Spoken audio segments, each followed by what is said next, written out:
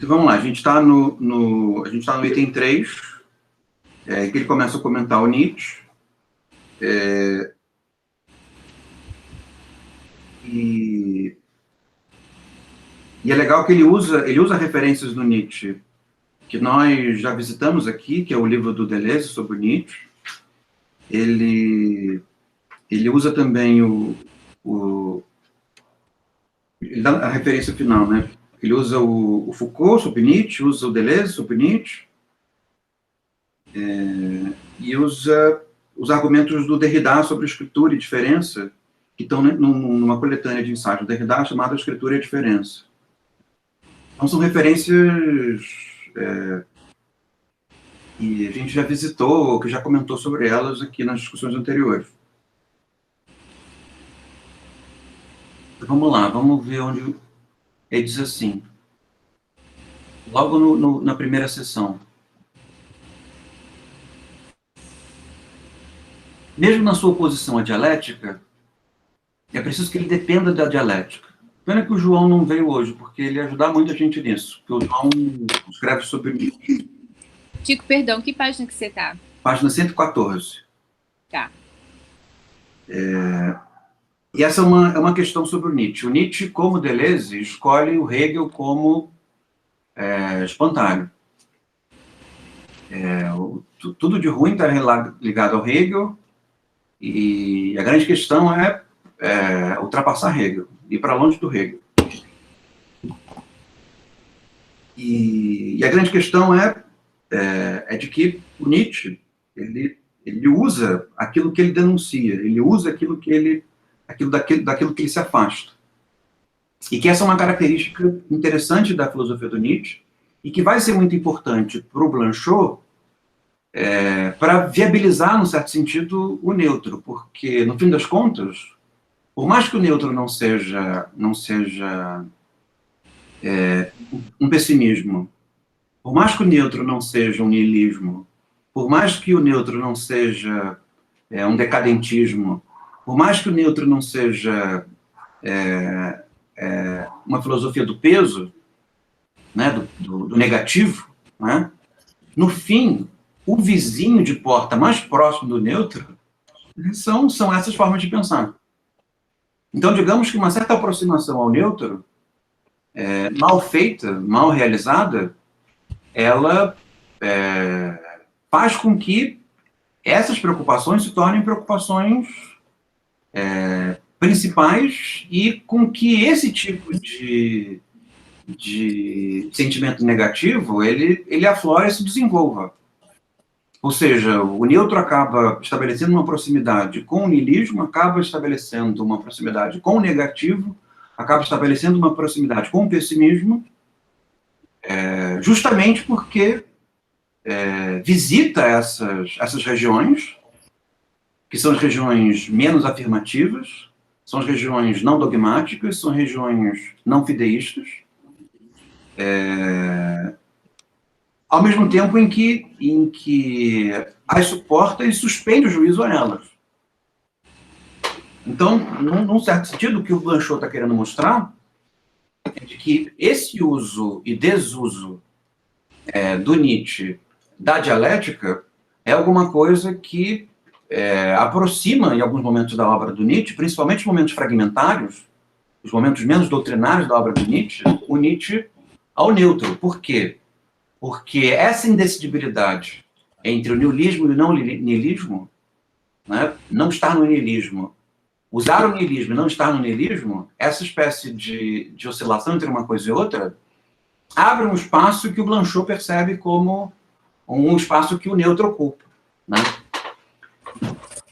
Isso é semelhante ao modo como Pascal pensa, que eu procuro Deus, mas não encontro. Isso de que se procura Deus, mas Deus está escondido, abre uma espécie de vácuo no qual o neutro se desenvolve, o neutro respira, né? E de maneira semelhante também a Simone Weil, né? Um Deus que também se esconde, né? Um Deus que se procura, mas que se esconde, um Deus que não se encontra nunca, né? Então, um Deus que nunca é encontrado não é a mesma coisa que ter um Deus, duvidando de todo o resto, né? Por mais que possa parecer uma certeza, uma vez que não se encontra, ele não é uma certeza. Ele se torna um neutro.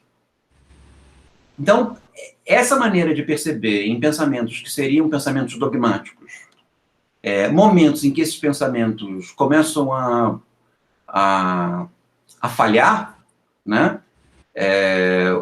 O Blanchot julga que é importante encontrar nesses pensamentos esses momentos de falha, porque, no fim das contas, é a possibilidade de encontrar o pensamento, mesmo em regiões onde o pensamento, de certa maneira, teria que sair de férias, né? Não é o caso do Nietzsche, porque para o Blanchot, o Nietzsche ele é sobretudo fragmentado. O Nietzsche, para o Blanchot, é um autor capturado pelo mau uso. Então, Nietzsche ele é basicamente um autor do fragmento, é basicamente um autor do neutro, mas o estilo pelo qual o Nietzsche viabiliza o neutro é por uma espécie de uso performático da contradição. Isso é muito importante para o Blanchot, e o Blanchot usa essa tese a partir da leitura que um dos professores da Hannah Arendt, né, o Karl Jasper, desenvolveu, né, de que a característica distintiva da filosofia do Nietzsche é esse uso performático das contradições. Então, o Nietzsche ele afirma alguma coisa como alguma coisa ruim e usa essa coisa ruim para afirmar o ruim, né? Então, é o caso dele com a dialética. A dialética é uma maneira de filosofar em que o pensamento se torna uma guerra, né? Ele se torna um jogo de contrários, um jogo de transformação. É o caso de superar a dialética, num certo sentido, e o modo pelo qual o Nietzsche, digamos assim, acusa a dialética é dialeticamente, de certa maneira, usando estratégias dialéticas para denunciar a dialética. Isso é muito comum no Nietzsche, por exemplo, a acusação do Nietzsche contra o cristianismo. Mas ele fala de cristianismo o tempo inteiro, né? É difícil encontrar um filósofo mais cristão do que o Nietzsche. E, ao mesmo tempo, ele denuncia o cristianismo o tempo inteiro, né? O ressentimento, né? O ressentimento é uma das grandes denúncias da filosofia do Nietzsche. Denunciar o ascetismo e no que o ascetismo, junto com o cristianismo, produzem ressentimento. Mas, ao mesmo tempo, nada é mais ressentido que o sentimento que o cristianismo e o ascetismo produzem no Nietzsche, né? Então, esses usos exatamente essa revisitação que o Nietzsche faz com relação ao próprio ódio, com relação ao próprio ressentimento, para o Blanchot, parecem abrir momentos de respiração. E que pro Jasper é justamente esse uso da contradição no sentido performático. Então, não estou falando nem disso nem daquilo, estou falando sobre um efeito que é o efeito entre ressentidamente falar do ressentimento. Percebe? Ou dialeticamente falar da dialética. Não é isso nem aquilo, né? Então, essa primeira referência diz respeito a isso. Aí vamos para a página 115, em que ele diz assim: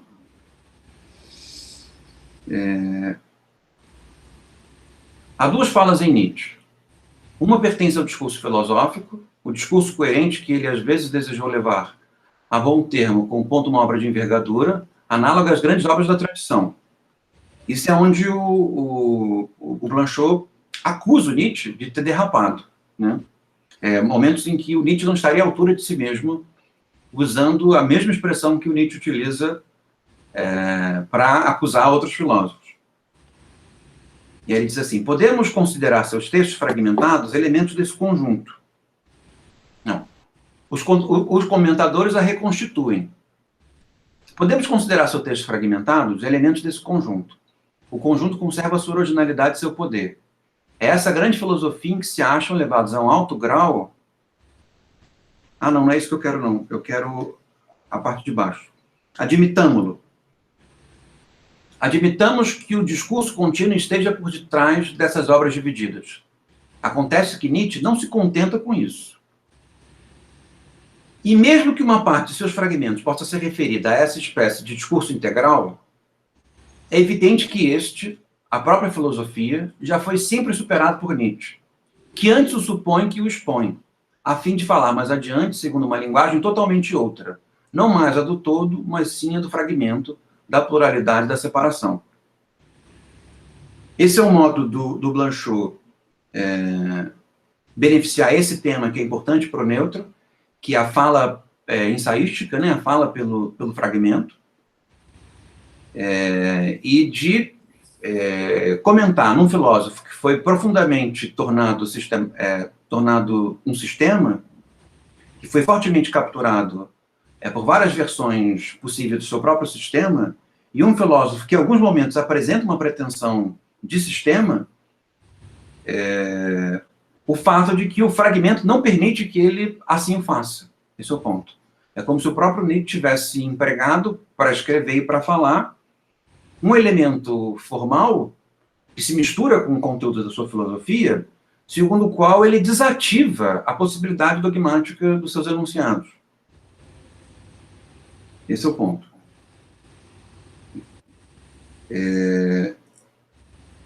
E aí, vamos mais para frente. Ele diz assim, que uma forma tal marca sua recusa de sistema, sua paixão pelo inacabado, o fato de pertencer a um pensamento que seria o do Versur e dos Versurer.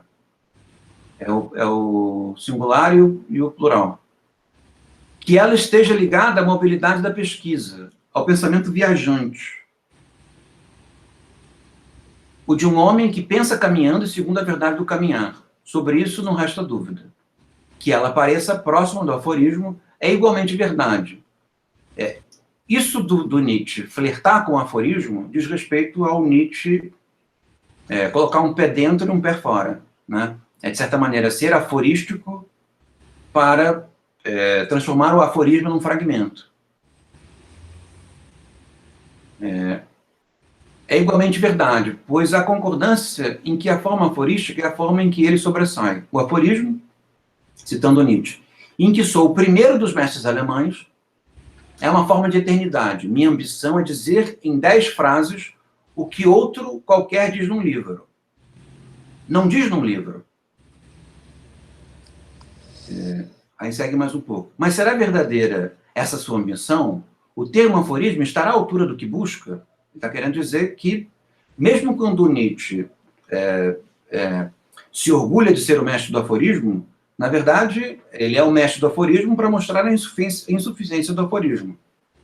Porque o que seria o aforismo? Seria o sistema transportado numa caixinha, né? Uma caixinha menor. O aforismo é a força que limita, que encerra, forma que é em forma de horizonte, seu próprio horizonte.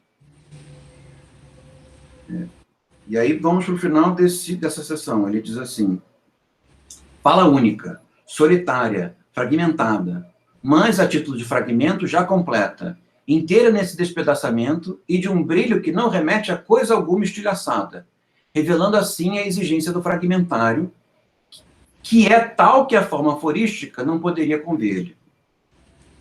Então, Nietzsche é o mestre do aforismo, para transformar o aforismo num fragmento. Esse parece ser o ponto do Blanchot. Porque, para o Blanchot, o fragmento é o modo pelo qual o neutro fala. Esse é o ponto.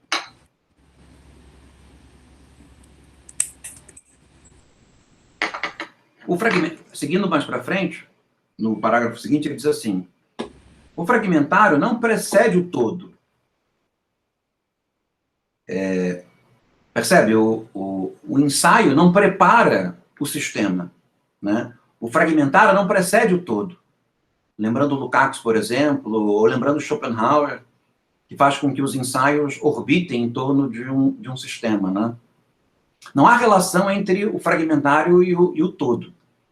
O todo é digamos que são dois compartimentos diferentes. O todo é uma maneira de filosofar, o fragmento é outra. O fragmentário não precede o todo, mas se diz fora do todo e depois dele, né? Antes e depois, para usar aquelas localizações geográficas que o Blanchot tanto gosta.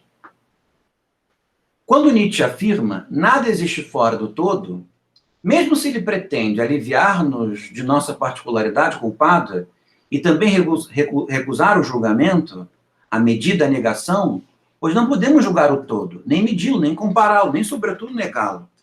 Ainda afirma, assim, como única válida a questão do todo e restaura a ideia de totalidade. A dialética, o sistema, o pensamento, como pensamento de conjunto, reencontram seus direitos, fundando a filosofia como discurso acabado. Mas quando ele diz, parece-me importante que nos livremos do todo, da unidade, é preciso esmigalhar o universo, perder o respeito pelo todo, percebe? É o mesmo filósofo. Então entra no espaço do fragmentário, assume o risco de um pensamento que não garante mais a unidade. Então, bem da verdade, não dá para dizer se o Nietzsche é um filósofo do sistema ou um filósofo do fragmento.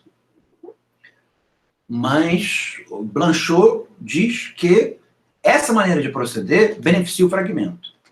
Porque o todo não tolera o fragmento, né? O fragmento não... O todo não tolera o fragmento, e o fragmento fragmentariza o todo, né? Então, digamos que, usando um vocabulário contemporâneo, né, a natureza inclusiva do fragmento aceita o todo enquanto um tipo de fragmento. Ou seja, transforma o aforisma num tipo de fragmento. Ou seja, retira as pretensões do sistema, retira as pretensões do aforismo, e o que resta é um fragmento como os outros. Então, nesse sentido, por mais que o Nietzsche mantenha essas duas frentes, que é a frente do fragmento e a frente do sistema, digamos que a possível coerência se dá no privilégio do fragmento. E aí ele diz deixa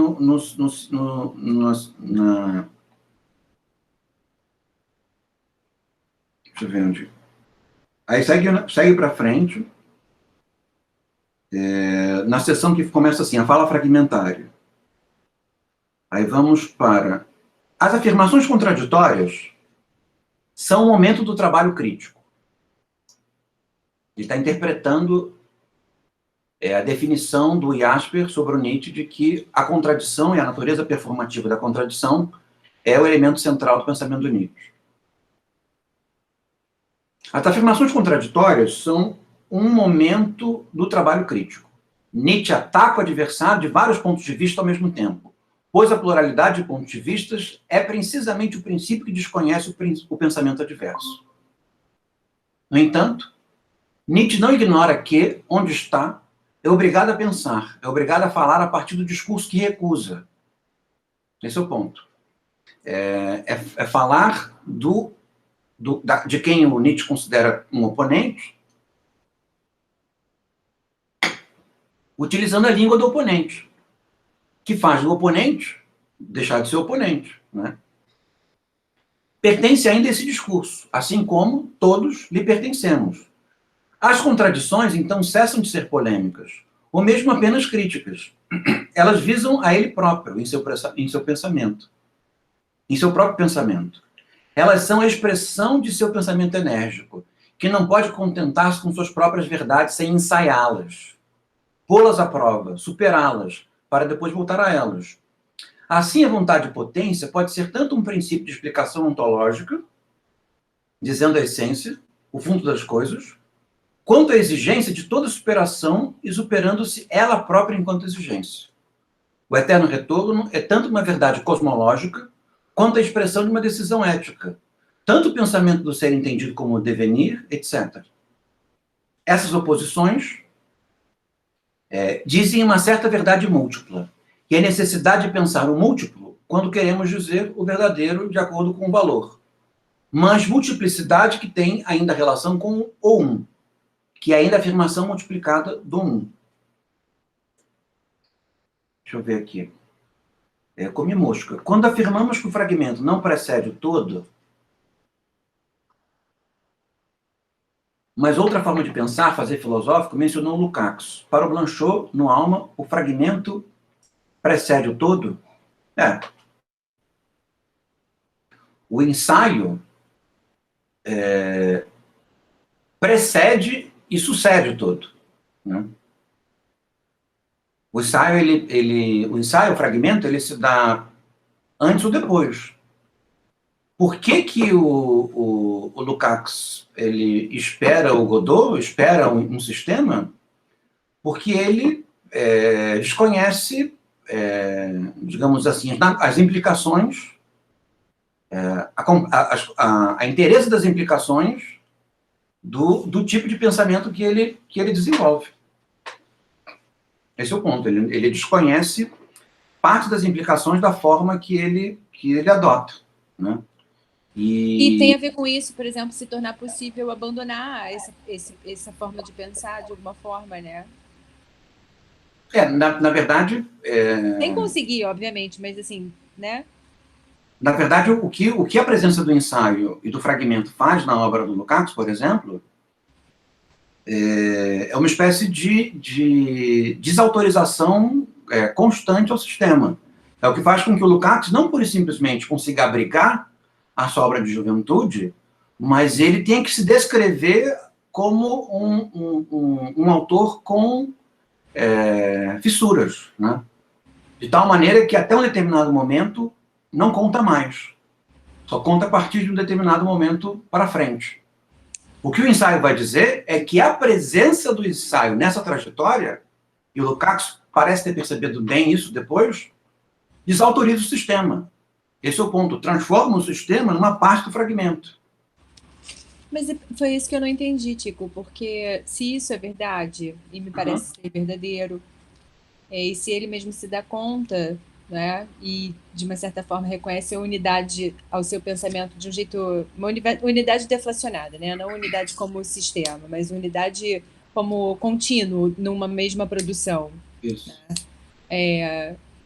Então, no Alma, já havia uma expectativa de sistema? Se ele mesmo, durante um tempo, pretendia, para fazer sentido de se romper com aquilo que estava para trás, para ele, então, né, o que está no Alma não é essa vontade de sistema. Não, mas o livro, a filosofia, não é a vontade de sistema, mas a vontade de sistema está ali. Entendi. Ele anuncia o tempo inteiro, olha, eu não sou isso, eu não sou esse pensamento é circunstancial, esse pensamento é pontual, esse pensamento trabalha um problema, mas haverá um dia em que esse pensamento que eu mobilizei em determinado momento não fará mais, porque eu estou esperando outra coisa. Eu não estou aqui por isso. Né? E ele tem essa insegurança e ele manifesta essa vontade de sistema o tempo inteiro. Porque ele não está ali pelo fragmento, ele não está ali pelo ensaio. O que o Blanchot parece dizer, e que é muito interessante, com relação ao Lukács, com relação ao Nietzsche, que vale para o Lukács, é de que quando isso acontece,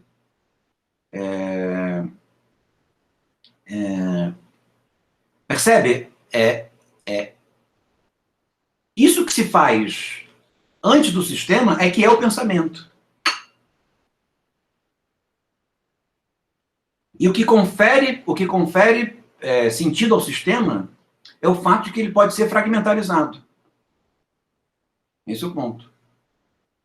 Ou seja, o mais interessante é o que se faz antes da espera.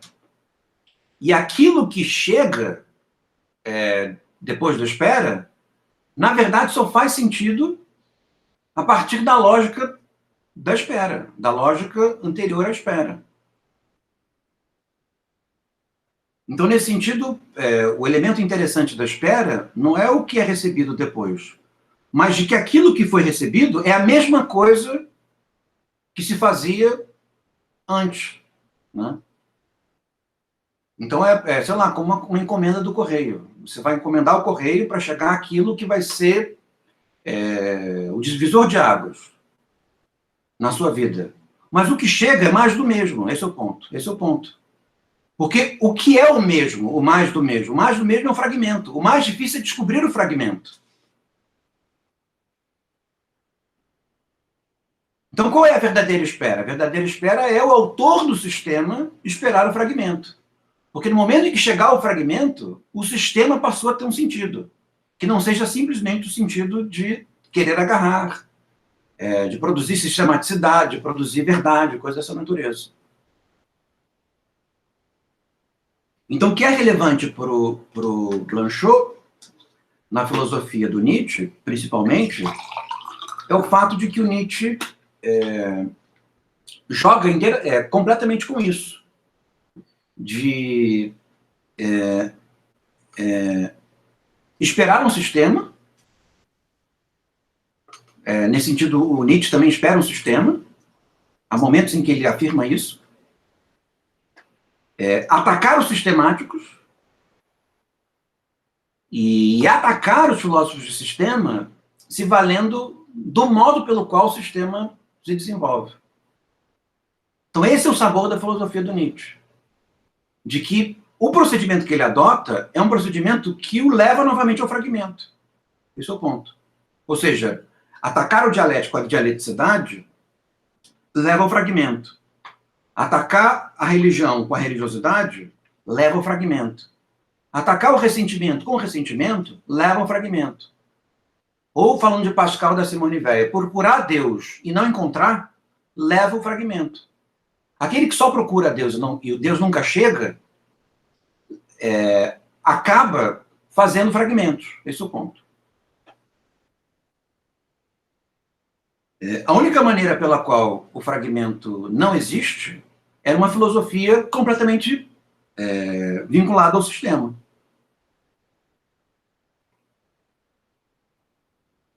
O que faz de uma filosofia com sistema uma filosofia inconsistente, porque a título de viabilizar o pensamento, ela não pensa. Ela começa a simplesmente repetir a si própria.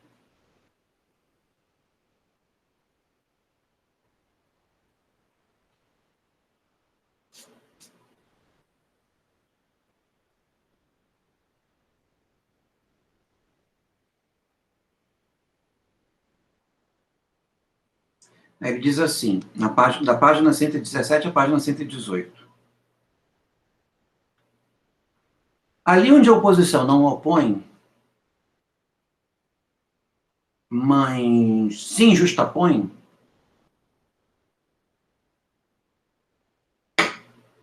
onde a justaposição dá junto o que se subtrai a toda a simultaneidade, sem, no entanto, suceder-se, ali se propõe a Nietzsche uma experiência não dialética da fala. É isso que ele quer. Ele quer que a dialeticidade do Nietzsche, atacando a dialeticidade do Hegel, produza uma experiência não dialética da fala. A experiência não dialética da fala é o pensamento, para o Blanchot. É a conversa. É esse momento em que o ceticismo se torna produtivo. Né? Ele pensa alguma coisa, ele faz alguma coisa. Não o modo de dizer e de pensar que pretenderia refutar a dialética ou exprimir-se contra ela. Nietzsche não deixa de saudar Hegel quando a oportunidade se apresenta, ou mesmo de reconhecer-se nele, assim como de denunciar o idealismo cristão que o anima. Mas uma fala outra, separada do discurso, não negando e, nesse sentido, não afirmando. E, no entanto, deixando jogar entre os fragmentos, na interrupção e na suspensão, o ilimitado da diferença. Então, há um momento em que o Nietzsche acusa o Hegel, dialeticamente, e o resultado é uma fala outra, que não nega nem afirma, que começa a jogar entre fragmentos. Esse é o ponto. A acusação dialética, a dialética, faz com que uma fala não dialética seja produzida. Esse é o ponto. E essa fala não dialética é a fala que, do ponto de vista formal, se identifica com um ensaio, com um fragmento.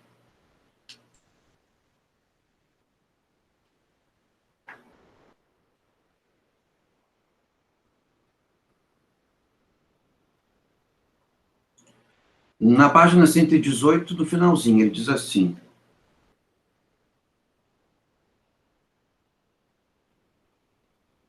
há, portanto, dois tipos de pluralismo. Lembrem o título do primeiro livro, né? A palavra plural. Há dois tipos de pluralismo. Um é uma filosofia da ambiguidade, experiência do ser múltiplo. Num certo sentido, é a filosofia explorando a contradição, né? Nesse sentido da ambiguidade. A ambiguidade é um outro nome para contradição. Em seguida, esse outro estranho pluralismo, sem pluralidade nem unidade, que a fala do fragmento leva em si como uma provocação da linguagem, aquela que ainda fala quando tudo já foi dito. Então, existe um pluralismo no momento em que a dialética se contrapõe à dialética, que é a ambiguidade, né?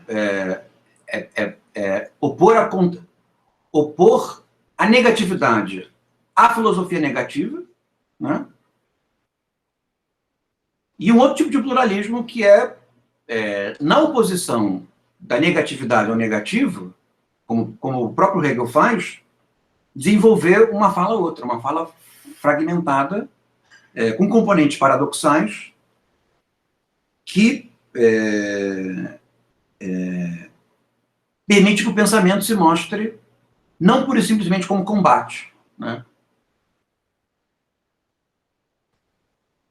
Mas como convergência e diferença, né? E aí ele continua. A palavra como fragmento, no final da 119, a fala como fragmento tem relação com esse fato. A fala como fragmento tem relação com esse fato de que o homem desaparece. Esse fato mais enigmático do que se pensa, já que o homem é, de certo modo, o eterno ou indestrutível. E que, indestrutível, ele desaparece. Aí vocês lembrem do capítulo sobre Robert Anterno, né? Que é o caso de se desviar do homem para ser capaz de pensar, porque, no fim das contas, o homem só fala de si, né? Então ele não pensa, ele não consegue falar da diferença. Mas, ao mesmo tempo, o homem é indestrutível, né? Seja lá o que você fizer com o homem permanece, num certo sentido. Então, esse impasse é um impasse que de alguma forma, o fragmento não ultrapassa. E ele diz assim: pode-se a rigor compreender, isso se entende, inclusive, como uma espécie de evidência, que aquilo que fala na nova linguagem de fratura fala apenas pela espera, pelo anúncio da desaparição indestrutível.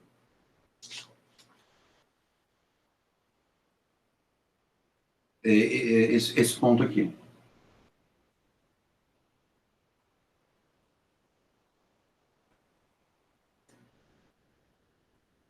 No último livro, esse ponto da fala fraturada, e do fragmento explorando a fala fraturada, é mais explorado, né?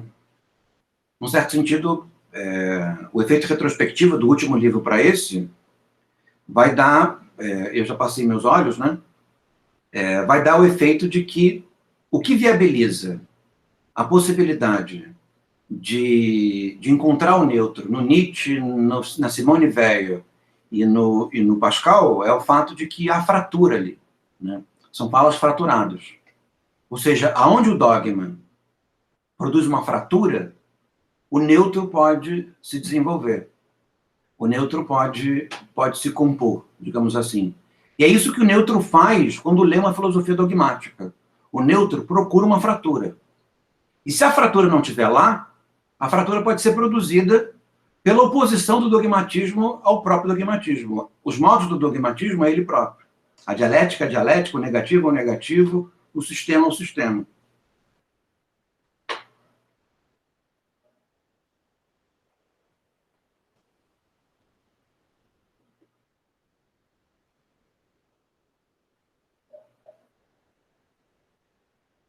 Porém, na página 121.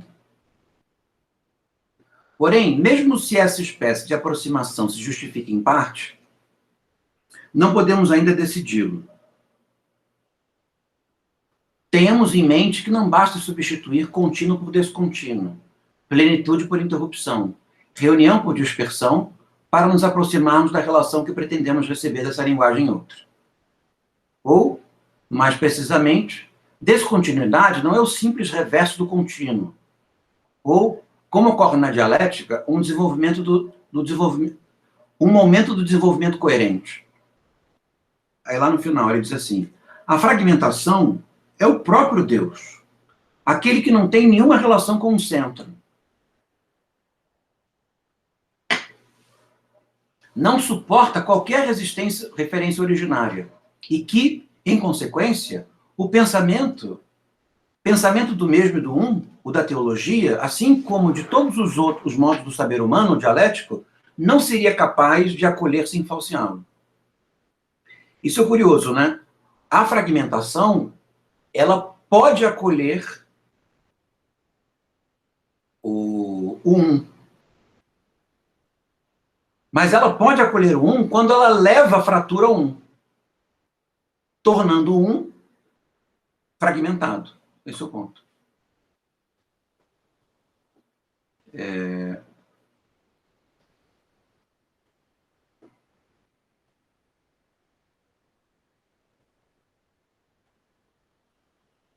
Ele diz, quando, por exemplo, ele diz, na página 122, quando, por exemplo, ele diz, o homem é algo que deve ser superado, o homem deve ser o para além do homem, essa é a tese do Nietzsche no Zaratustra.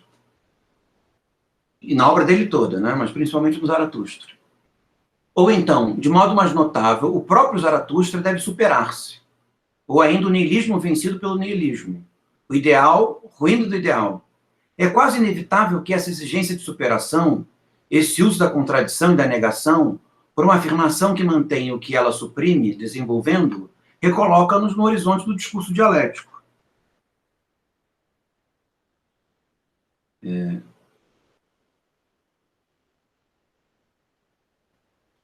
Então, estou acompanhando?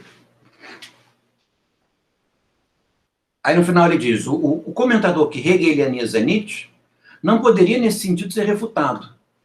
Porque qual é a questão aqui? A questão é que a ideia de superação, ela repõe a dialeticidade, ela repõe a superação. Então, o quanto a dinâmica ficar em termos de superação, a dialeticidade retorna.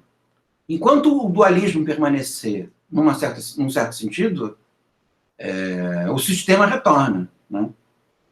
Então, o que o fragmento faz? O fragmento, ele frustra o dualismo. Ou seja, ele torna impraticável o todo. Ao mesmo tempo em que ele repõe a unidade, substitui a unidade pela pluralidade. E se a palavra pluralidade é um pouco gasta, substitui a unidade pelo fragmento. Porque o fragmento não tem peso metafísico, esse é o ponto. Ou pelo menos não tem peso metafísico no sentido transcendente, né? Qual é o peso metafísico do fragmento? O peso metafísico do fragmento é a diferença. Então, o que se encontra num fragmento? Se encontra o outro, né?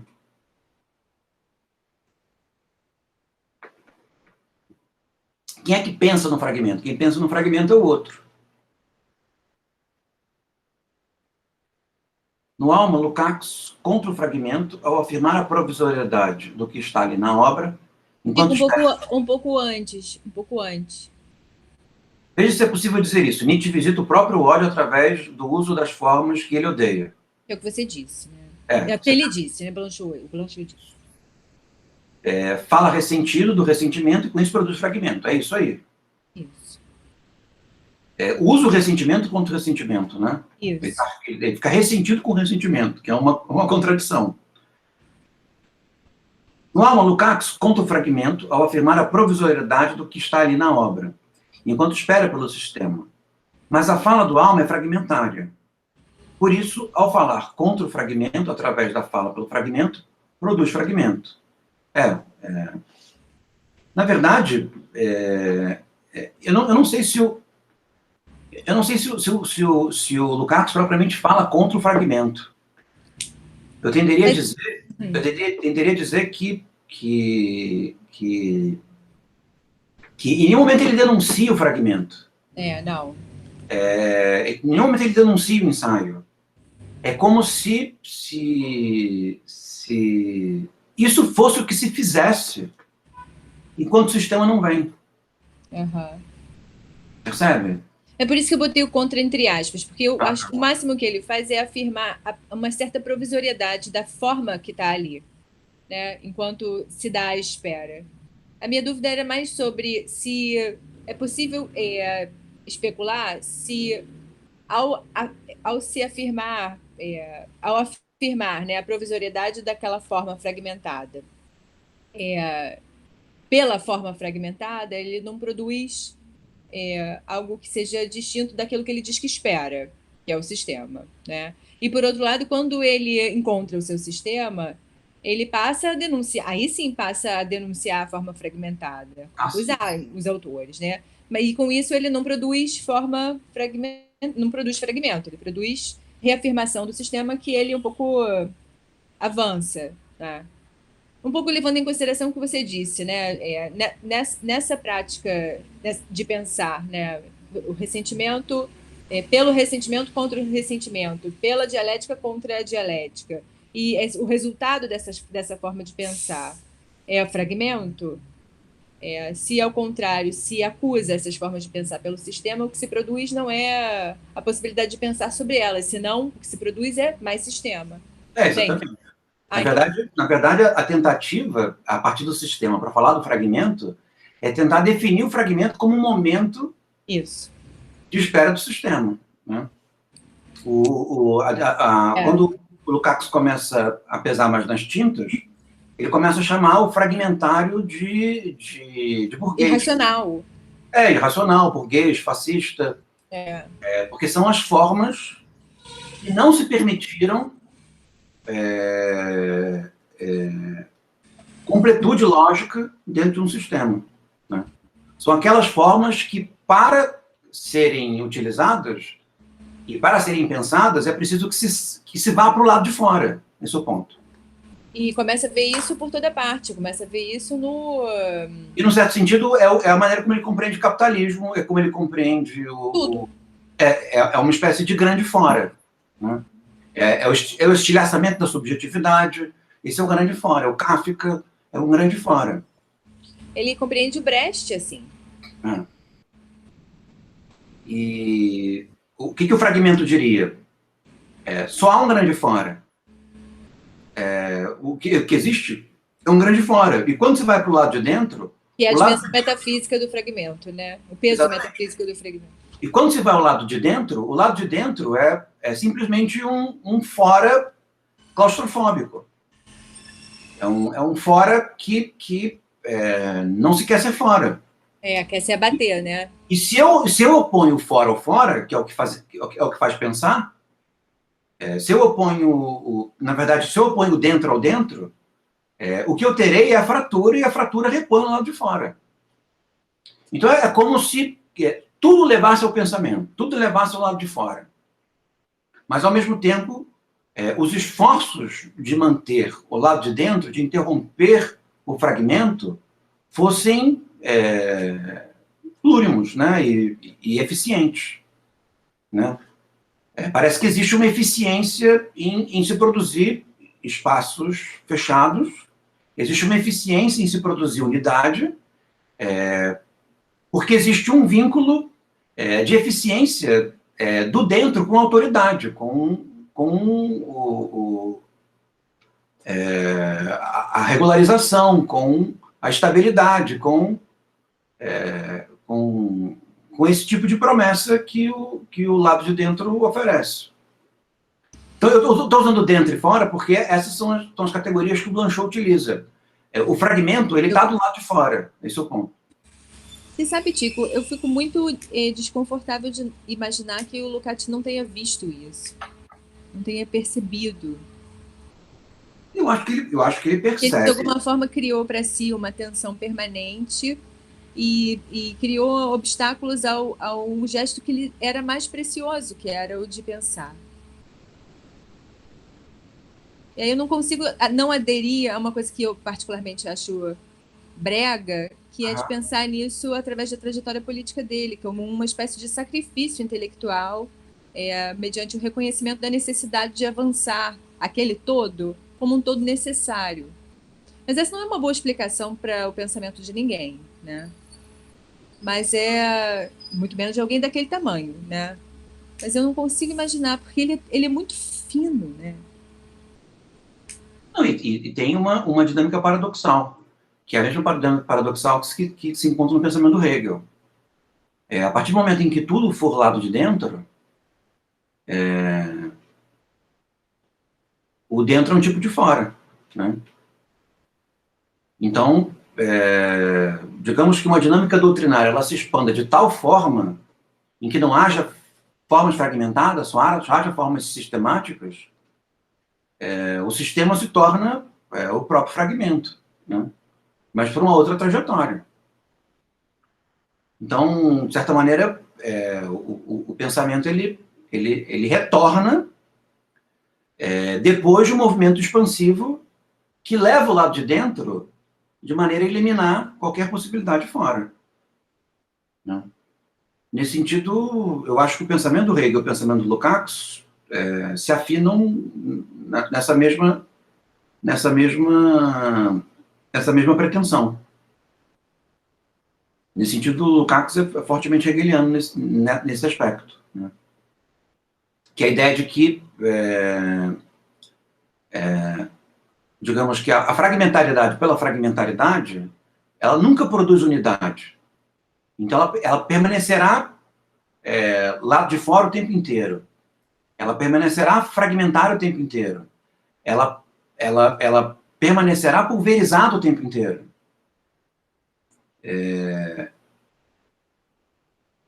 E isso é contraprodutivo, parece. Parece que é preciso ter uma grande narrativa. É preciso ter uma épica. É preciso fazer com que as dinâmicas fragmentárias sejam no máximo um complemento, no máximo uma nota, no máximo um comentário, alguma coisa que é uma grande narrativa, a partir da qual todos se identificam e participam porque se identificam, né? Mas aí é fazer uma defesa do pensamento como gesto, no sentido adorniano, né? Como gesto de comunicação, reconhecendo ao pensamento uma dimensão ideológica que precisa ser praticada, assim. Mas esse é o elemento curioso, porque se o pensamento ele começa a se identificar com um gesto, os gestos desaparecem. Percebe? Eles passam sempre a ser interpretados a partir do gesto, né? Senão não funciona, né? Não funciona. E o ponto do Lukács é que ele faz uma união, que é uma união relativamente absurda, de que o fragmento é a forma filosófica burguesa. O ensaio é a forma filosófica burguesa. A fragmentação subjetiva é um efeito do capital, né? E aí ele começa a produzir as acusações de racionalismo como modos pelos quais não existe, digamos assim, aceitação do todo, aceitação do uno, né? E como resultado trágico, dramático, né? A desumanização, né? Desumanidade.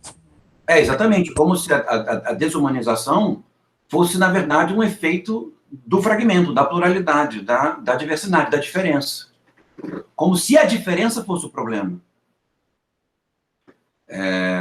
Você pode pensar de outras maneiras, e pensando blanchotianamente, de que quando há unidade, quando há o inventa a diferença que persegue. Esse é o ponto. E é por isso que é o caso de opor um ao um. Porque se desautoriza a relação orbitada entre a diferença e o uno. De tal maneira que quando o uno inventa a sua diferença, essa diferença se torna uma diferença subsidiária, ou seja, aquela diferença que só existe por causa do uno. Logo que ela foi inventada pelo uno, o uno pode absorvê-la e inventar uma nova diferença. Mas se o pensamento ele se antecipa e fragmentariza o uno, a diferença se torna legítima, se torna com sentido nela mesma, se torna não pura e simplesmente um efeito de orbitação ou um efeito de complementaridade com relação ao uno. Né? Então é como se o Nietzsche, a Simone Weil, o Pascal, o Lukács das minhas formas fossem autores que num determinado momento, seduzidos pelo uno, opuseram o uno ao uno. De tal maneira que vivenciaram de maneira legítima uma diferença. Então, o que o fragmentário cético diria ao Lukács?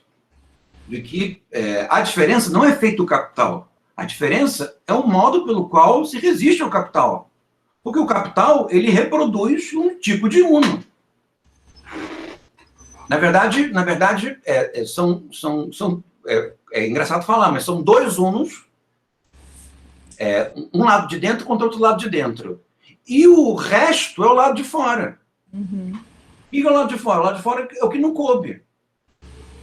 E esse é o ponto dele, relacionando a diferença... E perdi a página aqui, droga. Relacionando a diferença ao nomadismo.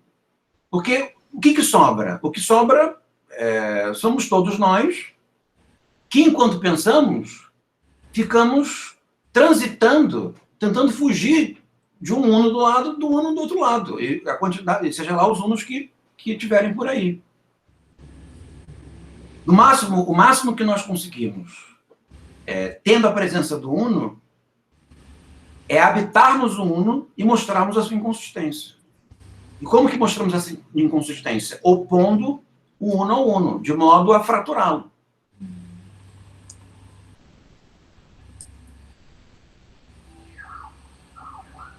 Eu me empolguei aqui e perdi a página.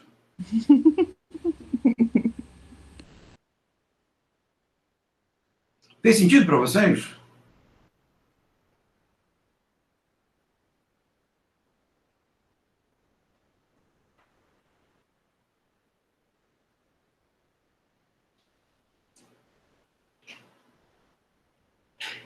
Achei.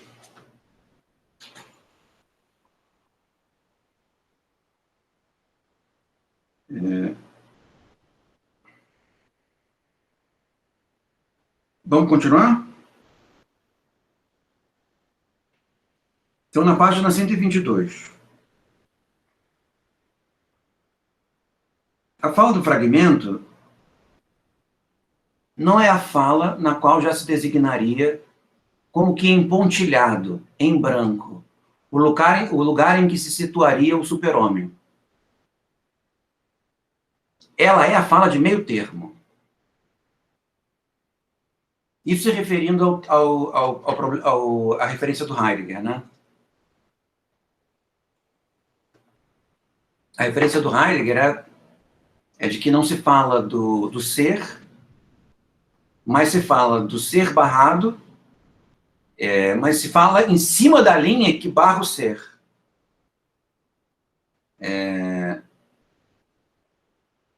O Blanchot está dizendo que a fala do fragmento não é a fala que está em cima da linha, como se a linha tivesse pontilhada. Ela é a fala do meio termo. O meio termo não é o intermediário entre dois tempos, o do homem já desaparecido, mas desaparece. A fala do fragmento não efetua a junção de um ao outro, antes os separa. Ela é, enquanto fala, e falando cala-se, a dilaceração móvel do tempo que mantém, a infinita distância uma da outra. As duas figuras nas quais gira o saber. Assim, de um lado, marcando a ruptura, ela impede o pensamento de passar por graus do homem ao super-homem. Isto é, de pensá-lo segundo a mesma medida ou até segundo medidas meramente diferentes.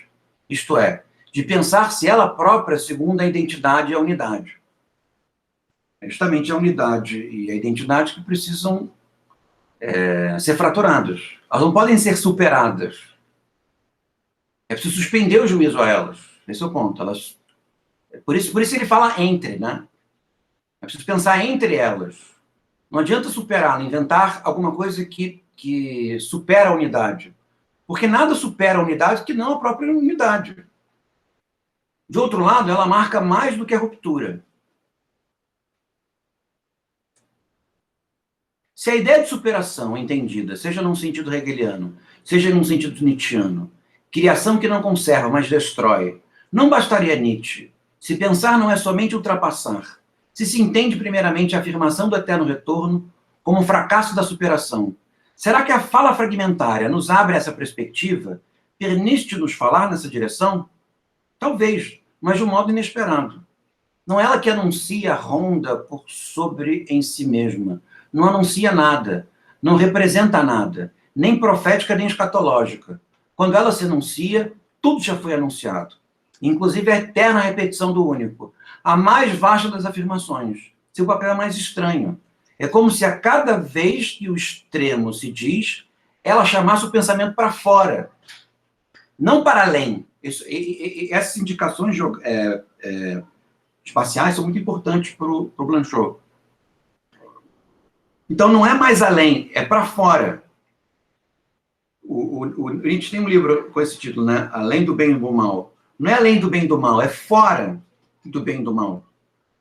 Indicando-lhe por sua fissura que o pensamento já saiu de si próprio, que ele está fora de si, sem relação com um exterior de que está excluído na medida em que acredita poder incluí-lo.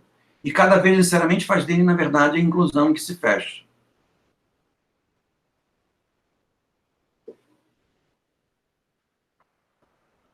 Ainda é dizer demais dessa fala, dizer que ela chama o pensamento, como se ela própria tivesse alguma exterioridade absoluta, que ela teria por função fazer ressoar como um lugar nunca situado.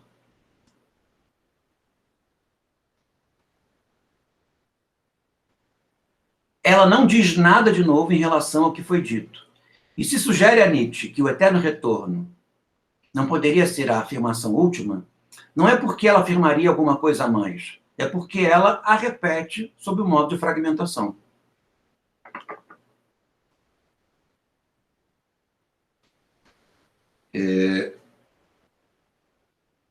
O ponto aqui agora é discutir o eterno retorno.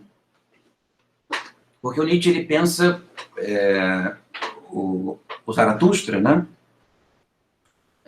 da seguinte forma: tem o último homem, o homem superior e o além do homem. Mas essa dinâmica, que é o último homem, o homem superior, o além do homem, ela é boicotada pelo eterno retorno. Porque o eterno retorno repõe tudo de novo. Então, o super-homem, ele é frustrado pelo eterno retorno. Porque o super-homem permanece até o momento em que não permanece mais. Então, o Blanchot quer utilizar, um pouco como faz o Deleuze no Nietzsche, contrastes especiais para o eterno retorno. De tal maneira que o eterno retorno não é uma verdade última, mas aquilo que eternamente retorna repõe um fragmento. Esse é o ponto. Ou seja, não tem solução nem superação. Existe reposição do fragmento. Então ele diz, o eterno retorno, esse parágrafo é importante. O eterno retorno diz o tempo como eterna repetição. E a fala do fragmento repete essa repetição, destituindo-a de toda a eternidade. E percebe, falar do eterno retorno é dar substancialidade ao eterno retorno. Como que se pode deixar de dar substancialidade ao eterno retorno? falando fragmentariamente do eterno retorno. Porque se o eterno retorno é posto dentro do fragmento, o eterno retorno não é reterno, ele é simplesmente repetição. Ele é simplesmente diferença. Que é o tema do principal livro do Deleuze, que é o diferença e repetição. O eterno retorno diz o ser do devenir, e a repetição repete como a incessante cessação do ser. O eterno retorno diz o eterno retorno do mesmo. E a repetição diz o desvio em que o outro se identifica com o mesmo para tornar-se a não identidade do mesmo, e para que o mesmo se torne em seu retorno, que o desvia, sempre outro que não ele próprio. O eterno retorno diz, fala estranhamente, maravilhosamente escandalosa, a eterna repetição do único, e ele a repete como a repetição sem origem, o recomeço em que recomeça o que, no entanto, jamais começou. E assim, repetindo-se ao infinito a repetição, ele a torna, de certo modo, paródica, mas também a subtrai a tudo que tem poder de repetir. Ao mesmo tempo, porque a diz como afirmação inidentificável, irrepresentável, impossível de reconhecer. E porque arruína, restituindo-a, sob a forma de um murmúrio indefinido, ao silêncio que ela, por sua vez, arruína, fazendo ser ouvido como a fala que, do mais profundo passado, do mais distante futuro, já falou sempre como fala sempre ainda por ver. Além do que, é nervoso de tão bonito, né?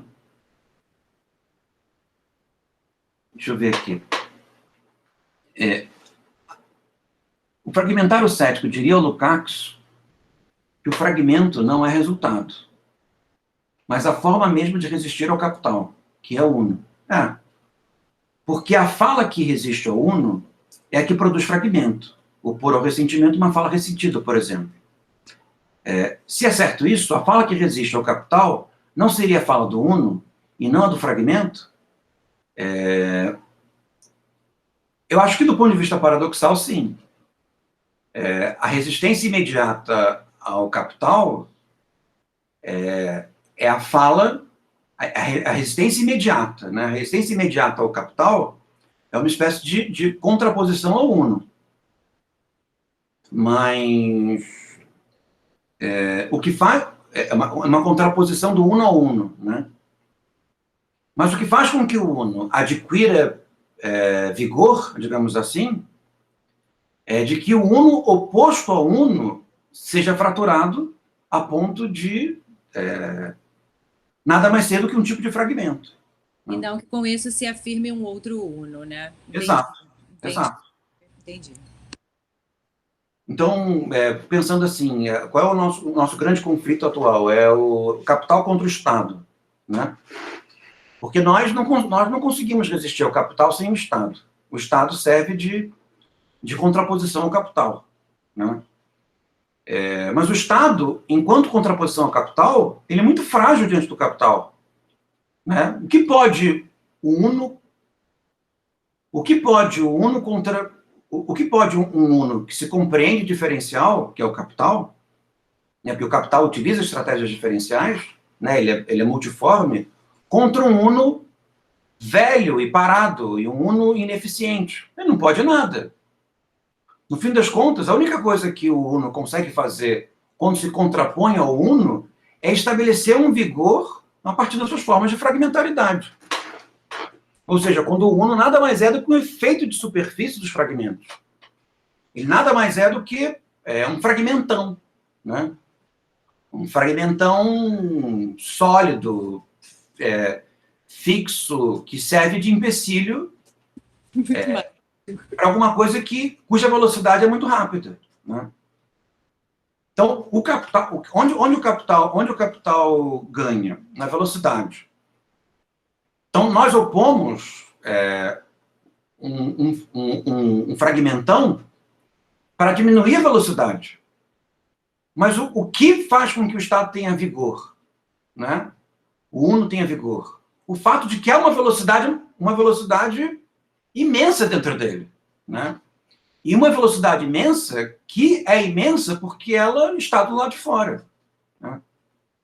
Então é como se a grande função do Uno fosse diminuir a velocidade para que a diferença se mostre numa velocidade muito mais rápida do que aquela que o capital tem para oferecer, né? Que é o fragmento, que é o pensamento, que é o outro, né? Porque mesmo que o capital seja rápido, o capital, ele repete a si mesmo, né? Ele não quer o outro, ele quer o mesmo, ele quer uma nova identidade. A diferença do capital não é uma diferença em si, é uma diferença que repõe a identidade, né? Então, nesse sentido, se utiliza uma unidade para repetir a diferença. É uma espécie de dinâmica inversa, né? Então, a diferença usa o uno como uma forma de diferença que se opõe ao uno que utiliza a diferença para repetir o uno. Esse é o ponto. Esses são os impasses que vivem, acho que o Bruno vai gostar desse debate, as políticas da diferença. Porque as políticas da diferença, elas são vigorosíssimas. Elas só não são vigorosíssimas quando elas boicotam o uno que permite que elas adquiram velocidade. Esse é o ponto. Enquanto elas permitem a unidade que faz com que elas tenham oportunidade para girar rapidamente,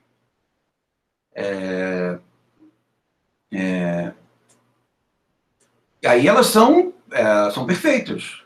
Porque no momento em que elas giram com velocidade, o capital não pode mais nada contra elas, né?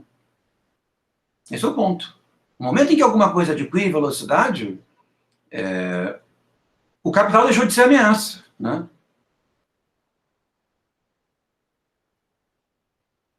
César. Diga, Bruno.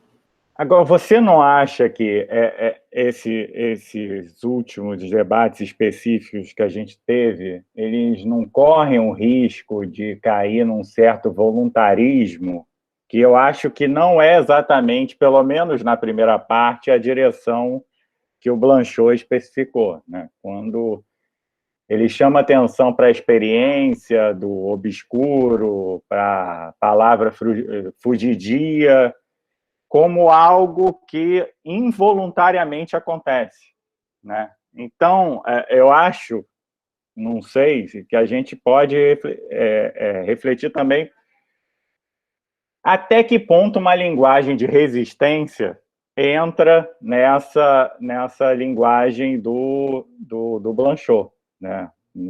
Nesse neutro, nesse fora. Me parece que não é exatamente isso, né? Está ligado muito mais a uma experiência primordial do que a uma escolha, né?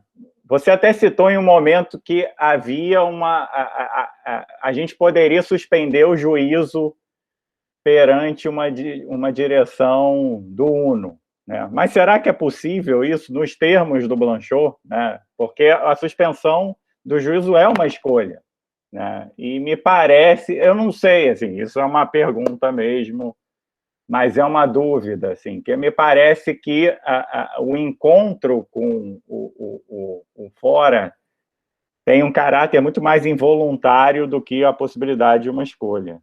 Enfim. Mas eu entendo que a leitura e, sobretudo, essa discussão do super-homem que ele está fazendo neste capítulo específico, nos leva a isso, né? Porque ele está tendo que discutir a questão da superação, e a gente automaticamente começa a discutir essa possibilidade de agir de forma voluntária numa determinada direção. Mas isso, para mim, se choca com toda a leitura que a gente fez lá do primeiro livro. Enfim, só para a gente lançar um debate aqui. Não sei, queria ouvir o que vocês pensam.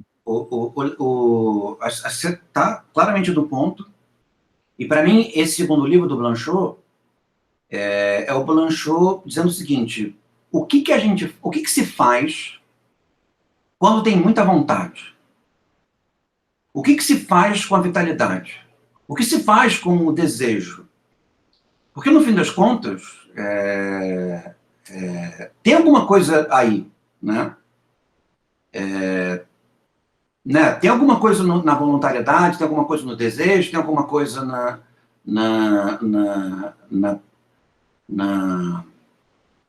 digamos assim, no arbítrio, né? O que fazer com isso, né? E aí, me parece que a coisa do Blanchot diante disso, é o caso de utilizar a vitalidade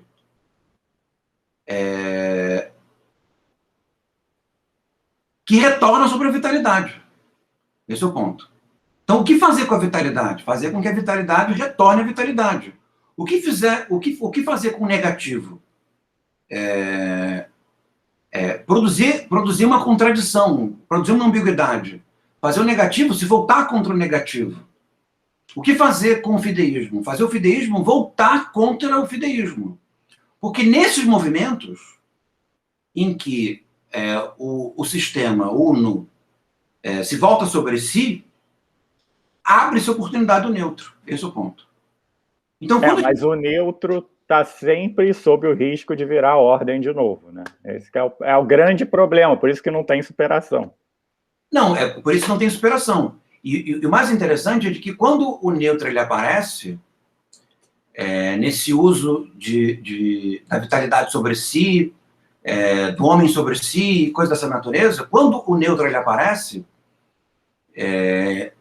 o que se torna claro, parece para o Blanchot, é de que o que viabilizava a possibilidade da vitalidade, o que viabilizava a possibilidade do não, o que viabilizava a possibilidade do sim, é o que sobrou, que é o fragmento. Esse é o ponto.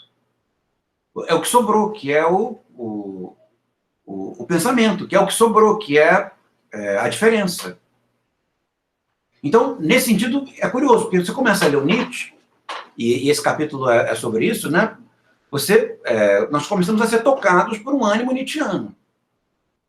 E qual é o ânimo nietzschiano? Exatamente, esse é o ponto. O ânimo nietzschiano vamos sair, vamos quebrar tudo. Né? Vamos acabar com tudo isso que está aí. Esse é o nietzschiano. Mas se for só isso, se for só ressentimento, o ânimo nietzschiano nada mais é do que a fundação de uma nova unidade, é a fundação de um novo partido, é a fundação de uma nova província. Então, o que parece que o Nietzsche busca? É de que o que há de interessante no ânimo nietzschiano é o momento em que se pode voltar à vontade de quebrar tudo sobre si própria. Né? E aí se tem vontade de quebrar tudo sobre a vontade de quebrar tudo. Esse revolver-se da vitalidade sobre si própria, do sim sobre si próprio, do não sobre si próprio, é o que abre a oportunidade de entender o sentido dessas dinâmicas. E o sentido dessas dinâmicas se mostra a partir da sua dinâmica fragmentada. Então, a vitalidade não faz sentido, mas há momentos em que faz sentido. Achar Deus não faz sentido, mas procurar um Deus escondido não faz sentido. Percebe? Buscar encontrar o homem não faz sentido. Mas buscar parte dele faz sentido. Eu acho que esse é o ponto do Blanchot. Então, esse livro, esse segundo livro, é o livro da voluntariedade. Mas é o livro da voluntariedade viabilizada. E onde que a vitalidade é viabilizada no sentido do pensamento? No momento em que a vitalidade se torna ambígua, abrindo espaço para o neutro. Esse é o ponto dele. Então, isso não quer dizer que isso aconteça sempre. Por exemplo, ele não tem um capítulo sobre Hegel. Eu procurei aqui. No Hegel, ele não consegue fazer isso. O Marx aparece nos estertores. Ele nunca é o autor principal. Ele vai sempre em autores que, de alguma maneira, existiu um dogmatismo ambíguo. Porque o dogmatismo ele envolve voluntariedade, envolve vontade, envolve vitalidade, envolve ressentimento, persecutoriedade, envolve tudo isso. Mas ele encontra momentos em que obras explicitamente dogmáticas se mostraram ambíguas. E nessa ambiguidade se pôde pensar. Então, encontrando a ambiguidade do pensamento do Nietzsche, faz sentido opor o super-homem ao homem. Mas não faz sentido opor o super-homem ao homem como projeto, como política, como sentido metafísico, né? No máximo, faz sentido opor um fragmento de super-homem ao fragmento de homem. Então, diante ao ressentimento, é melhor o sanguinário. O sanguinário, pelo menos, não é frívolo, não é fútil, não é controlado, né? Faz sentido. Diante do homem, faz sentido a morte do homem. Mas transformar o homem em alguma coisa que se vai perseguir para produzir a mortandade dos homens, isso não faz o menor sentido, né?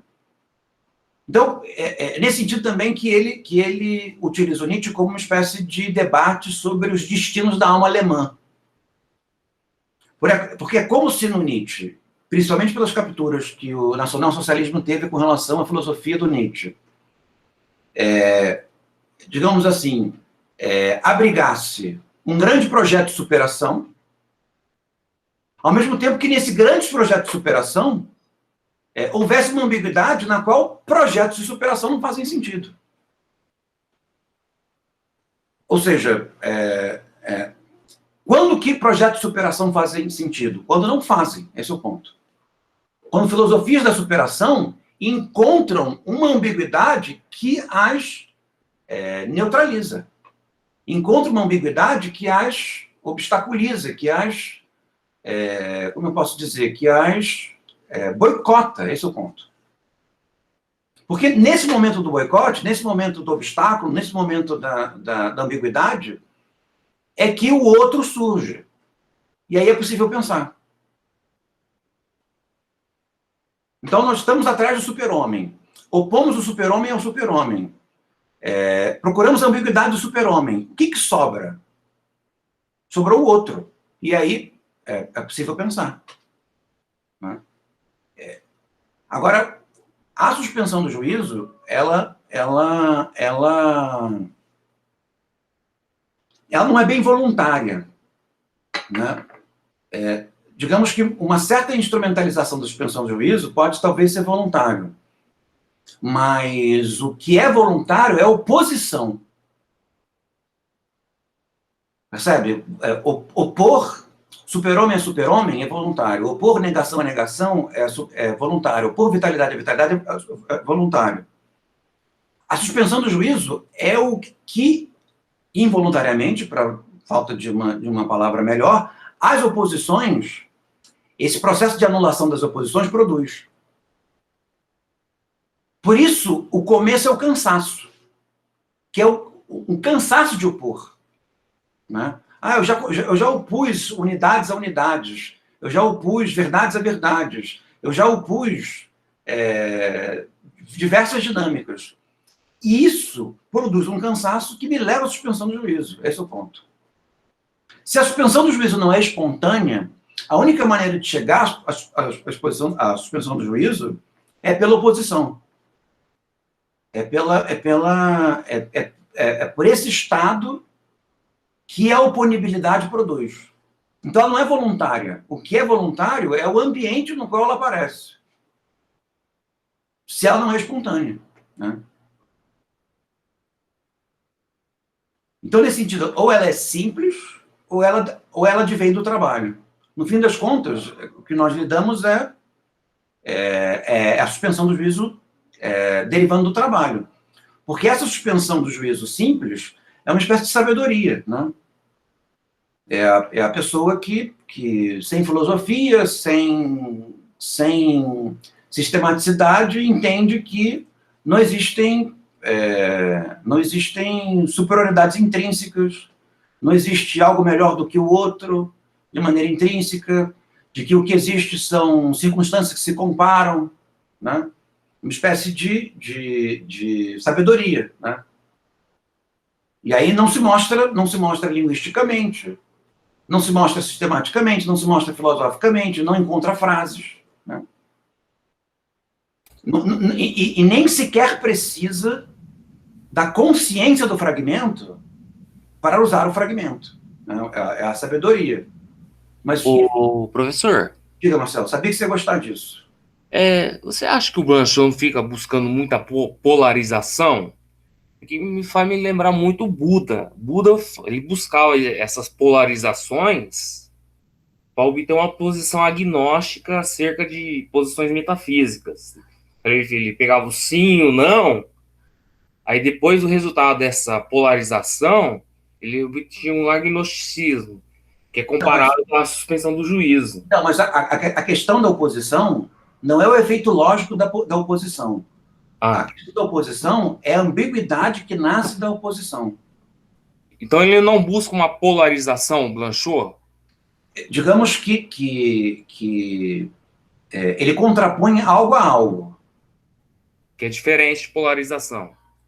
Só não é polarização, no sentido estrito, porque ele não opõe enunciados que se equivalem logicamente. Né? Ele opõe, digamos assim, enunciados que se aproximam. E em opondo enunciados que se aproximam, fica, como efeito dessa aproximação, uma ambiguidade. E essa ambiguidade que serve como pretexto não, como ambiente para a suspensão do juízo. Percebe? Então, quando se leva esse tipo de oposição que é o que Pirro fazia, né? De maneira parecida também o que os budistas fazem, para a concepção de que existe uma oponibilidade perfeita, logicamente perfeita, entre os enunciados, o que se espera é o aparecimento de uma metafísica, né? Que seria a verdade que apareceria da contraposição de dois enunciados que se equivaleriam. Uma vez que os enunciados não se equivalem, eles simplesmente se aproximam, o que existe como resultado da contraposição de enunciados é a suspensão do juízo, não é a metafísica. Percebeu? Entendi. Mas o procedimento é esse. O que os céticos fazem? Os céticos ou opõem filosofias, ou opõem elementos de uma filosofia a ponto de mostrar ambiguidade interna a ela. O que o Blanchot está mostrando é que existem filosofias em que a ambiguidade não é pura e simplesmente uma incongruência. As ambiguidades em algumas filosofias são oportunidades para o neutro. Então, o neutro pode mobilizar o pensamento nietzschiano a partir do fato de que o Nietzsche,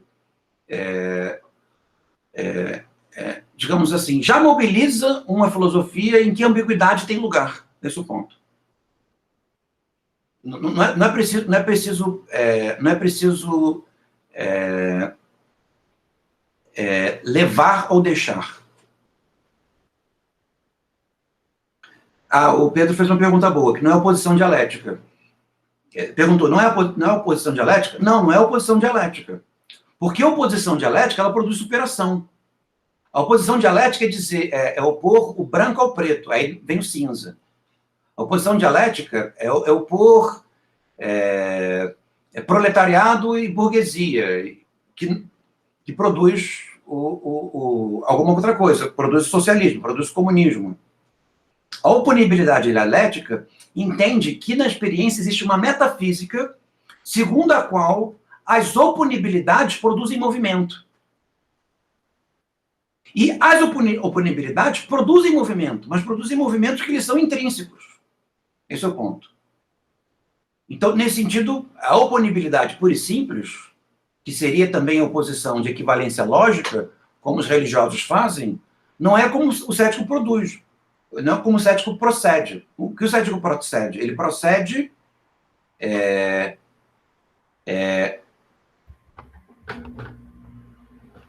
opondo enunciados de tal maneira que eles se mostrem ambíguos. No caso, é para pegar esses fragmentos e criar, digamos, fraturas em sistemas dogmáticos, né? Na- Achar fraturas, ambiguidades e usar outros sistemas, outros pensamentos dogmáticos para meio que abrir essas fraturas, né? porque se um pensamento dogmático ele é inteiramente sistemático, a única coisa que você pode fazer com ele é curá-lo, é fazer com que a pessoa abandone o sistema. Se o sistema é ambíguo, não é preciso abandonar o sistema.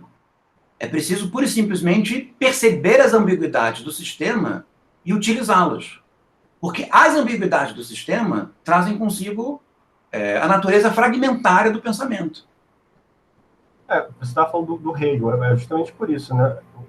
O Hegel não permite essa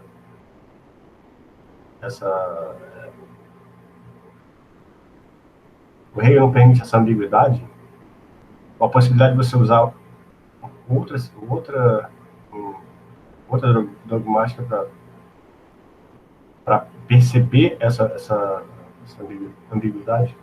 Na verdade, o que eu não consigo perceber no Hegel é um uso fragmentário do Hegel que não seja um uso sistemático, não seja um uso com sistema, esse é o ponto.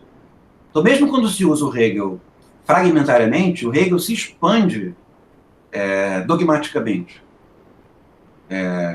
Então, o Hegel é um pensamento bastante curioso, porque o Hegel, no momento em que aparece uma ambiguidade, ele possui mecanismos internos de resolução de ambiguidade. Então, o Hegel é um pensamento que é estruturado para o conflito, ele nunca está errado. Ele está sempre certo. Não tem ambiguidade, porque tudo nele é superação. Então, quando aparece alguma coisa que não está previsto nele, é porque ele está na direção daquilo. Então, digamos que haja uma hecatombe nuclear e a raça humana se transforme numa espécie de ameba e o mundo seja governado por caranguejos. O Hegel explica. Percebe? Faz parte da negação. Ele já fez a previsão dessa lógica. Então, nesse sentido, o Hegel é um pensamento, se não perfeito, que visa a perfeição da internalidade do pensamento. Por isso que o Blanchot, no primeiro livro, ele diz, isso é dialética. O que é isso? Isso é o que acontece quando as pessoas estão brigando. É dialética. Só tem uma maneira de compreender uma briga. A briga, ela vai se dissolver e superar-se. E os elementos da superação estão previstos nos elementos que se dissolveram. É isso que acontece numa briga. A dialética não pensa no sentido estrito, porque ela não se diferencia. Então, tudo está previsto dentro dela. Esse é o ponto. Então, no que diz respeito à dialética no sentido estrito, a dialética se alimenta da ambiguidade. Então, nesse sentido, a ambiguidade não faz sentido demonstrá-la. O que se pode fazer com a dialética, no sentido estrito, é desviar-se dela. Não? Denunciar, né? No caso. Na verdade, a saída do Blanchot é reconhecer o seu uso. Reconhecer a sua propriedade, a sua, digamos assim, a sua adequação para determinados fenômenos. Esse é o ponto. Mas isso não é o uso fragmentário da dialética do Hegel? Seria, digamos assim, um uso fragmentário se você não entrasse dentro dela, né? Se você simplesmente concebe que existem fenômenos dialéticos, você assiste esse fenômeno, você percebe quando ele funciona ou você é capturado por ele. Mas se você vai para dentro dele, o fora desaparece. E só existe a dialética. Percebe? Então, nesse sentido, o uso fragmentário da dialética nada mais é do que o reconhecimento de que existem fenômenos de natureza dialética.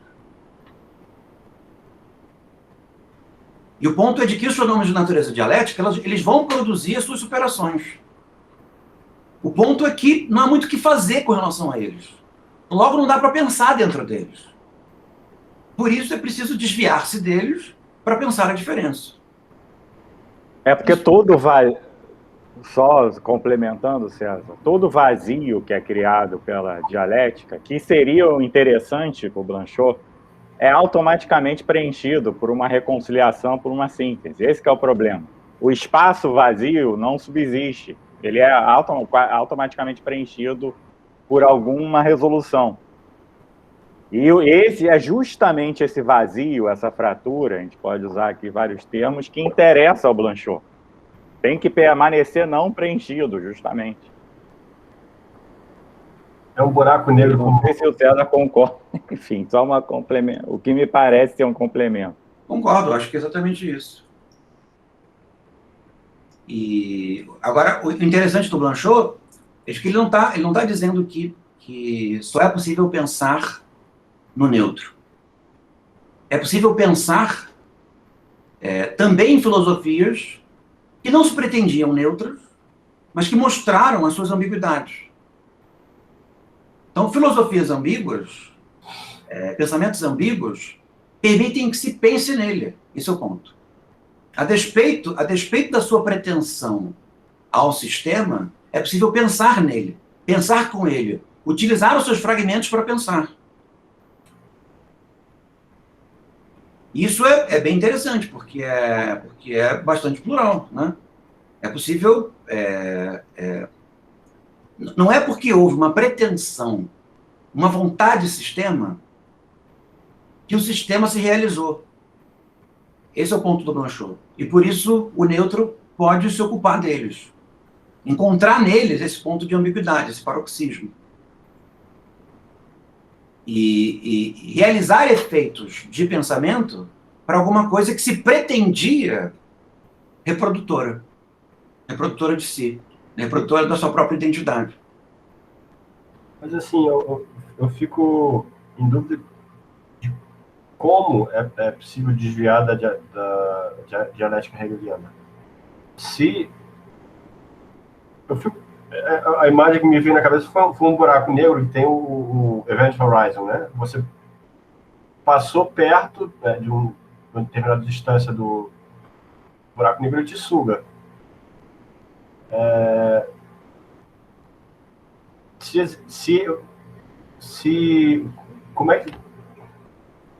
Como usar a dialética sem ser sugado por ela? Como desviar? Na verdade, eu acho que no caso...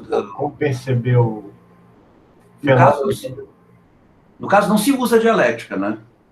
Porque ou você usa uma dialética inconsistente, uma dialética ambígua, como o Nietzsche usa.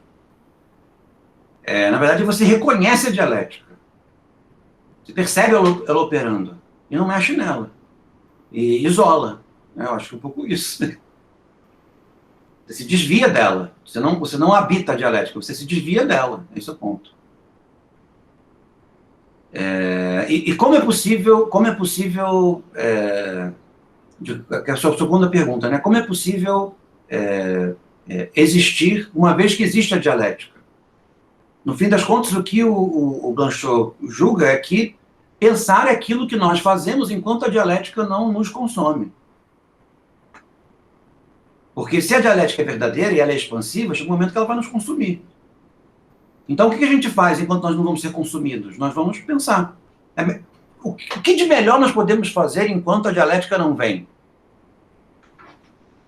Não é ajudá-la, porque se ela é inexorável, você vai acelerar o processo? Você pensa. E o que é pensar? Se colocar radicalmente na posição do outro. Esse é o ponto. É buscar o radicalmente outro. É buscar o estranhamente outro. É buscar aquilo que não é seu. Né? Porque digamos que, e aí nós já estamos no campo do absurdo, em que a dialética nos consome, o que ela vai fazer? Ao nos consumir, ela vai repor a pluralidade. E aí o que nós vamos fazer? Nós vamos acelerá-la novamente? Não, nós vamos tentar pensar. Se a dialética é verdadeira, não estou dizendo que ela tudo que nós podemos fazer é pensar em quando ela não realizou sua finalidade. E se ela não for verdadeira, o pensamento se preserva, né? A natureza diferencial do pensamento se preserva. Então, esse é relativamente paradoxal.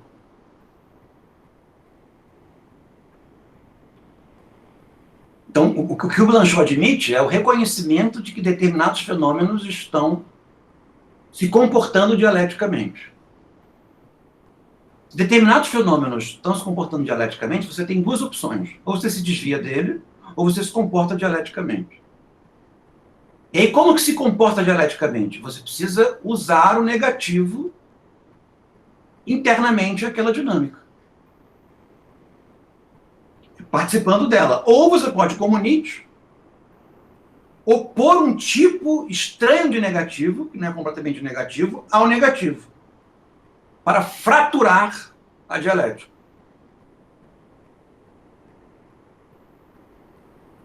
Percebe? Abrindo uma oportunidade, como diz o Deleuze, tornando,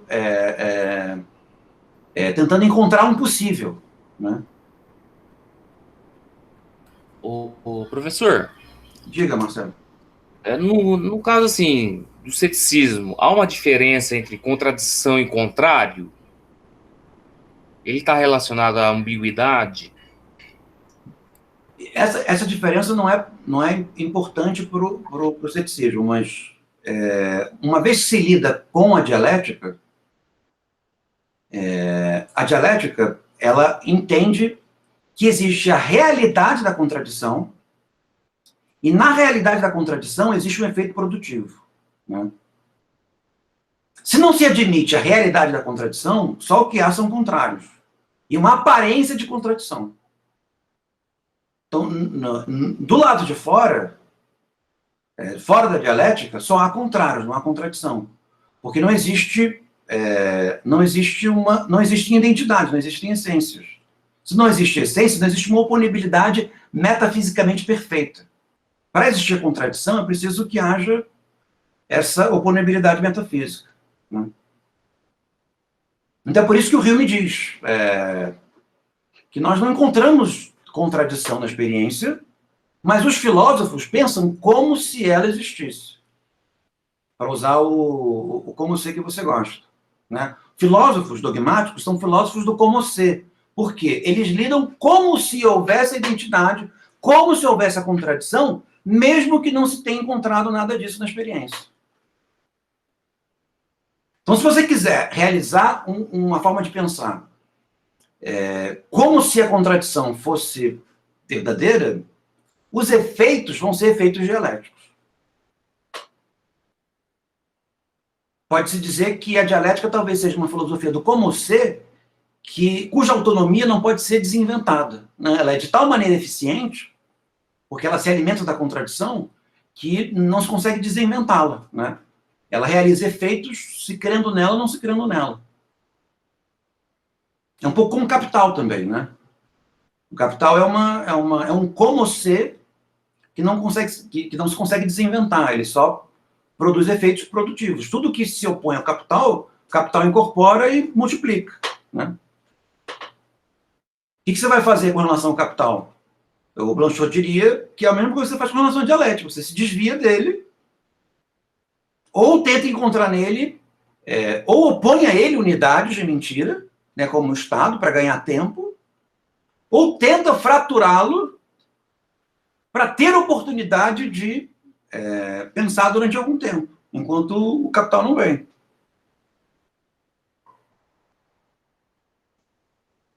Então, se ele é verdadeiro e inexorável, se o capital é verdadeiro e inexorável, se pensa enquanto ele não vem. E quando ele chegar, você vai parar de pensar.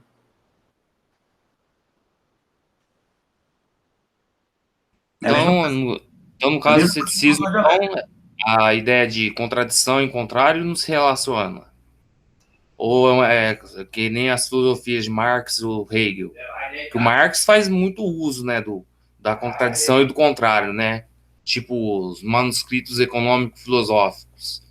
Ele pega um trecho de Shakespeare E ele fala, se o cara é feio, o dinheiro inverte sua feiura em beleza. Se o cara é deficiente, ele inverte sua deficiência em... faz você andar. Mas tipo assim... Então, o ceticismo não reconhece... O ceticismo não reconhece verdades, né? Não reconhece essências. E, portanto, o ceticismo não reconhece a contradição. Né? Não se percebe a contradição. A contradição é uma asserção filosófica. Para a contradição fazer sentido, você tem que crer na contradição. Porque A já é diferente de A. Então, para você julgar que A é igual a A, você tem que crer que A é igual a A. Para A poder ser diferente de B, por exemplo. Mas se você não crê que A é igual a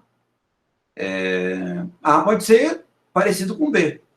Ele só não pode ser B. Porque para ser B, você teria que crer na identidade. Então, tanto a identidade quanto a contradição são formas filosóficas que dependem de uma crença nelas. Porque sem essa crença, o que há é diferença.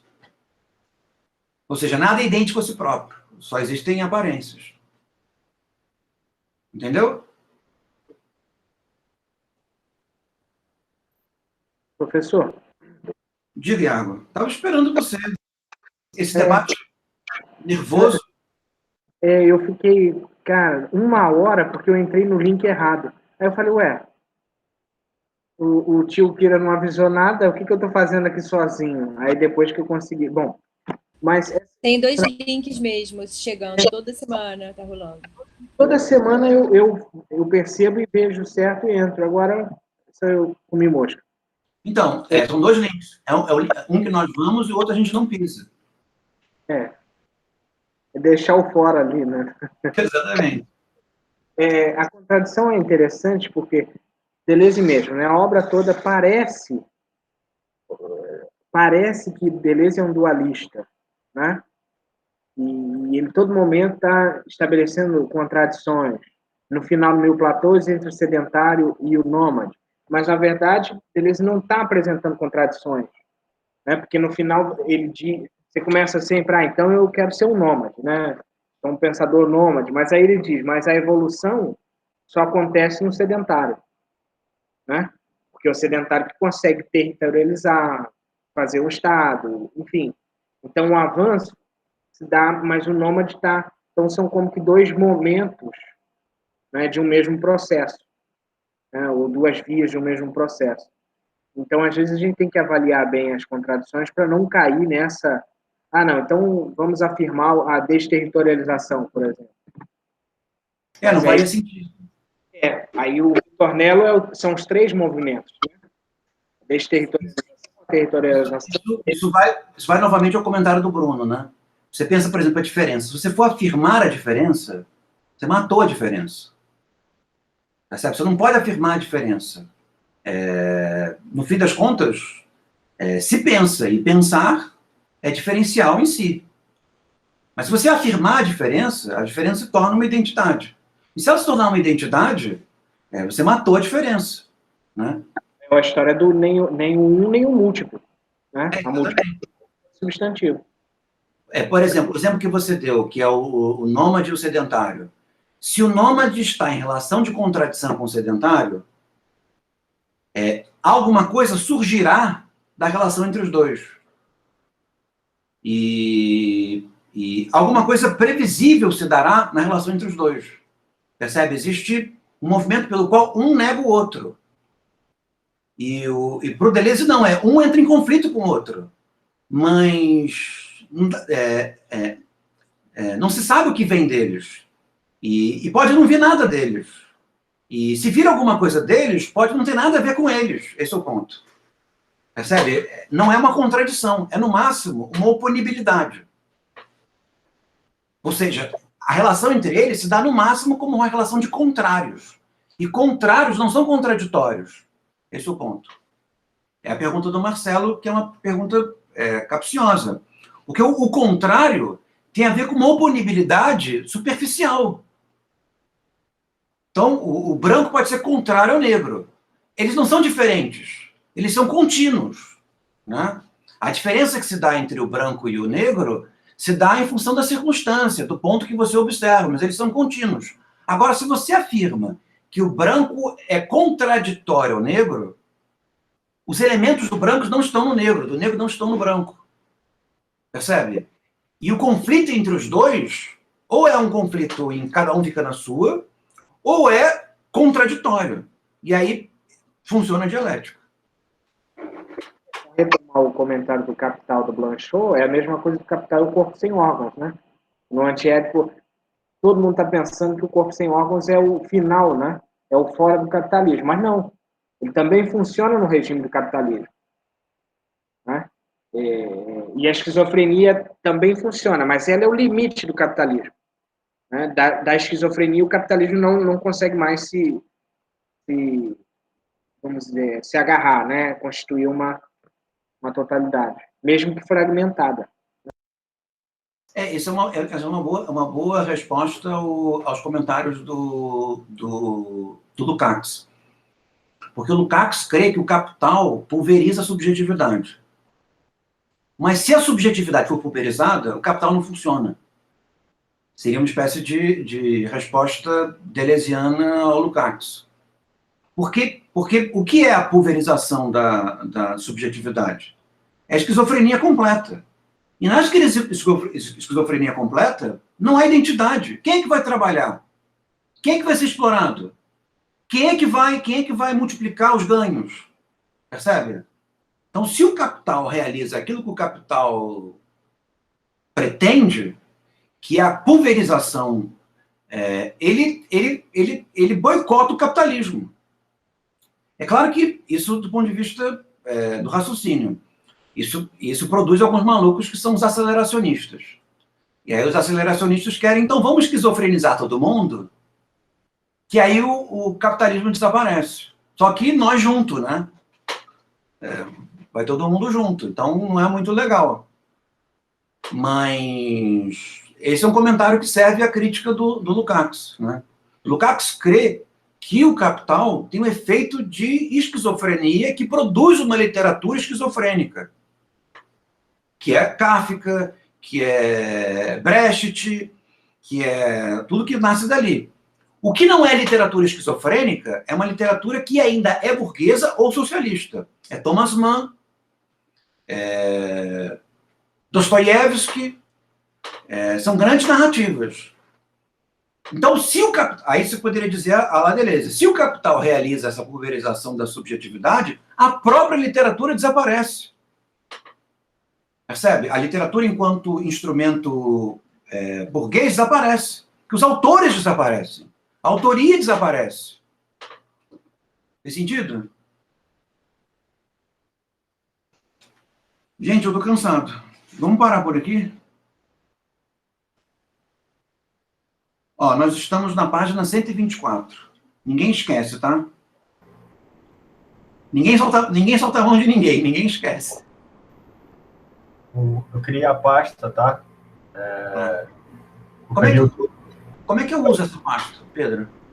Eu peguei o... Onde você botou essa pasta, para eu saber? Eu criei no meu e compartilhei, mas eu peguei a